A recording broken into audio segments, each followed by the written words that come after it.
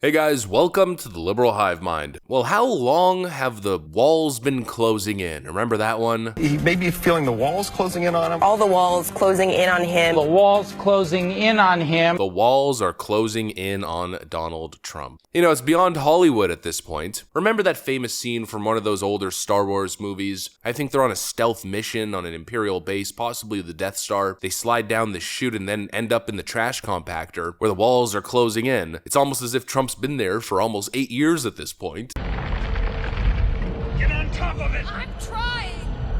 If we were watching a movie and it took 8 years for those walls to close in, yeah, the suspension of disbelief, not exactly working out, huh? Well, folks, those walls that are supposedly closing in on Donald Trump just got halted once again. We're still in the final scene of this movie. Technical error, technical glitch. The Democrats keep on taking L after L after L. I guess we're still waiting for the walls to close in and for Trump to finally meet justice. Fani Willis's case isn't exactly going so well, also meeting some little challenges and hurdles here. Let me update you guys on everything that's going on with Little Fulton County's Fani Willis and her witch hunt trial. We've got some stuff to get into, so let's roll the tape. Alright folks, take a look at the headline here. House Judiciary Committee launches inquiry into Fani Willis for colluding with January 6 committee. Releases damning letter between her and J6 chairman Benny Thompson. The House Judiciary Committee, led by Representative Jim Jordan, Republican from Ohio, and Representative Larry Bouldermilk, Representative from Georgia, has launched a congressional inquiry into Fani Willis for colluding with the January 6 committee. Jordan and Loudermilk learned Tuesday that Willis's office coordinated its investigative actions with the Partisan Select Committee. This comes breaking from the House Judiciary GOP. We have learned that Fani Willis's office coordinated its investigative actions with the Partisan Select Committee. This is supposedly a letter between the Honorable Benny G. Thompson and Fani Willis, the Fulton County District Attorney. Dear Chairman Thompson, as you may be aware, I am conducting a criminal investigation of possible attempts to illegally interfere with the administration of Georgia's 2020 general election. Through news reports, we are aware that your committee has interviewed witnesses relevant to our investigation. We understand from the same reports that your committee's investigators may have collected records relevant to our investigation. Please accept this letter as an official request from me for access to those records that may be relevant to our criminal investigation. Those records include, but are not limited to, recordings and transcripts of witness interviews and depositions, electronic and print records of communications, or records of travel. The letter goes on, blah blah blah, you get it. And while this letter seems rather benign, rather insignificant, it is largely significant because it shows a coordinated communications effort between Democrat operatives to aid each other in one clear goal together, and that is to take down Donald Trump with their multi-pronged criminal indictment strategy. Fani Willis is a Democrat. She is a Democrat DA in a major Democrat stronghold. Benny Thompson is a Democrat who was the Democrat lead of Nancy Pelosi's January 6 committee. The January 6 committee was a partisan hit job to attack and smear the former president. They were caught and exposed on multiple occasions, editing and falsifying evidence, omitting evidence from the record, refusing testimony from Republican witnesses, and refusing Republicans from participating on the committee panel in the first place, only inviting Adam Kinzinger and Liz Cheney, who happened to be the two Republicans willing to side with Nancy Pelosi to get Donald Trump. So you have a partisan hit job committee colluding with a supposedly neutral arbiter of justice, the top prosecutor, the top cop in Fulton County, Georgia. And so obviously that's a major concern. It's a major conflict of interest. It's possibly a breach. Fani Willis is colluding with top Democrats in Washington to gain access and information so she could go after Donald Trump. Clearly it's of some sort of relevance or some sort of importance, considering the House Judiciary Committee is now launching an inquiry into Fani Willis. She's now facing challenges from multiple angles, and so the pressure is on. You know, Democrats very quickly here are going to have to start justifying all of these indictments. They're going to have to start presenting some serious evidence here. They better be solid, reputable, and as kosher as it gets, or else this fraud is going to fall apart faster than you can imagine. And if it's not legal action taking down Fani Willis over this collusion, it's simply going to be public sentiment. The more this information starts to drop, the more people realize just how full of you-know-what these investigations really are. You have colluding Democrats behind the scenes, whether it's the alleged collusion between Fani Willis and Jack Smith, or now the proved collusion between Benny Thompson and Fani Willis. We have a supposed RICO case here. You know, as if that isn't crazy enough. A RICO case is if Trump was leading a full-on criminal organization. That alone tells you all that you need to know. Nobody is buying it. People see right through this obvious frickin' scam. But honestly, most importantly, what really seems to be the nail in the coffin for Fani Willis and her ridiculous witch hunt seems to be more the deadline than anything else. We're learning that Fani Willis will not have the ability to finish her trial against Donald Trump ahead of Election Day 2024, and what that means, or at least what was just kind of semi-confirmed, is that if Donald Trump ends up winning the next election, well, they're not even sure if the trial will move forward at this point. Fulton County judge unsure if Trump can be tried if he wins election. Steve Sato, the attorney representing Trump and appearing in the case for the first time since the former president's indictment in Georgia in August, asserted that he believes Trump cannot be tried until after completing a potential 4th term in office if he secures the victory in 2024. The answer to that is, I believe that under the Supremacy Clause and his duties as President of the United States, that this trial would not take place at all until after he left the term of office. The Examiner noted further, if the judge were to accept Sato's argument, that would mean that Trump's Georgia trial would be delayed until at least 2029 in the event of a Trump victory over President Joe Biden. So this case could be bumped to 2029 depending on what the judge decides. So far there's no decision, but it wasn't instantly rejected, and so it's likely that the judge is considering it, and most likely the judge is gonna rule that, yeah, that is the case due to the Supremacy Clause, and so it's more bad news for Democrats in Georgia, it's more bad news for Fani Willis, as it seems her case might not even go to trial till 2030. That might also happen with the Mar-a-Lago documents case, which is happening in Central Florida, and so it seems the only one left is Jack Smith's DC January 6th case. We'll have to see if they could rush it through. I'm honestly not so sure they'll be able, and so these supposed walls that were supposed to close in on Trump, saving the world from American fascism, seems as though they've been halted, possibly a glitch in the system. It seems as though the mechanical compacting walls may be dysfunctional, out of service, only to turn back on again in 2029, where Democrats will probably still be saying the walls are closing in and we're definitely gonna get him this time. Let the copium begin. One astrologer